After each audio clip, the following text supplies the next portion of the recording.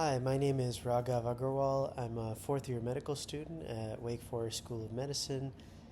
I'd like to talk to you today about using ultrasound for peripheral nerve blocks. So, some benefits of using ultrasound is you can get real-time visualization of the nerve as well as the surrounding structures, which can help with more accurate blocks. Ultrasound is very portable and no real radiation risk as opposed to other forms of imaging. Um, because you can see where you're going, ultrasound shortens the procedural time as well as helps you with less needle exposure. And because you can see the needle, you can reduce your accidental puncture and subsequent damage of other structures, for example, a hemothorax or pneumothorax if you were to hit the lung. Some indications would be pain control for acute trauma as well as procedural anesthesia. So in terms of visualization, it's important to make sure that your needle can be seen throughout the procedure on the ultrasound. For superficial nerves, you can use a 25 or 27 gauge needle, and for deeper nerves, it's better to use a 22 gauge needle. Here in this chart, you can see this is the 25 and this is the 27, and then the 22 is right here. The needle will appear hyperechoic or white on the ultrasound, and larger needles are easier to visualize, which are useful for those deeper blocks. Here you can see the needle, it's a lot brighter than the surroundings. So it's important to avoid tissue or vascular damage, and as well as injection of anesthesia to the wrong area, which making sure your needle can be seen will help prevent. To make that easier, novel technologies are being developed to help needle visualization, such as needle surfaces and different machine-based advancements. With ultrasound technique, you want to make sure you're at a comfortable height, have good hand support, and in a good position to where you can move the probe.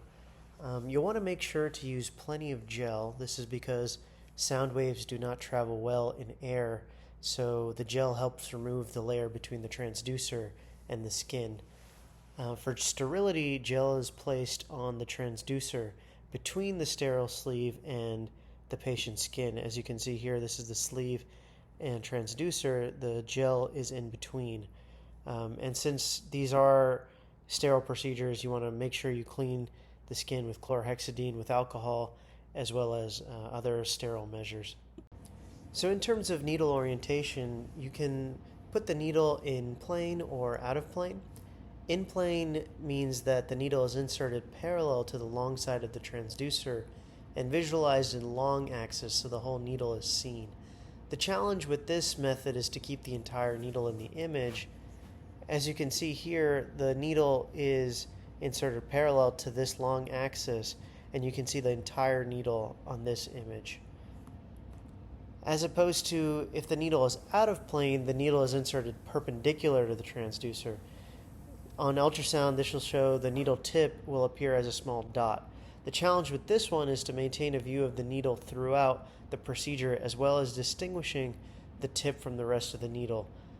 This method can be useful for deeper blocks.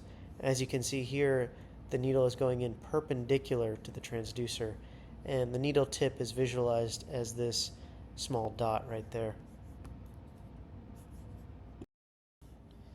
So for image acquisition, you want to find the nerve on the ultrasound and inject local anesthetic near and around it.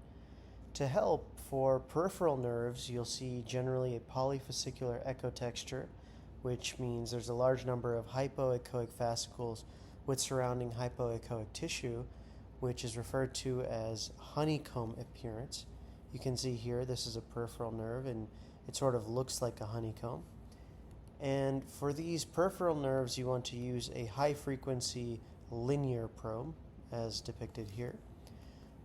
As opposed to peripheral nerves, central nerves are described as having monofascicular or oligofascicular appearance. As you can see here, this is the deep peroneal nerve, and again right here. And for these nerves, you want to use a low-frequency curvilinear probe which you can see right here. And for some blocks, the nerves may not be visualized, and for these you want to think of the anatomic space where the nerves should be in terms of compartment and interfascial blocks.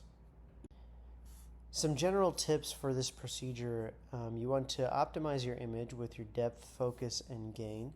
You also want to minimize artifact by making sure to use plenty of gel.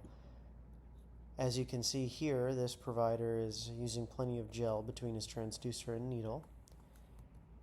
And with this, the needle tip should always be visible. And a useful hint here is that the bevel should face the transducer, so you're able to distinguish the tip. Hydrodissection is injection of normal saline, and this can be very helpful in determining where your needle tip is, as well as opening fascial plane if there's other anatomical structures in the way of the nerve.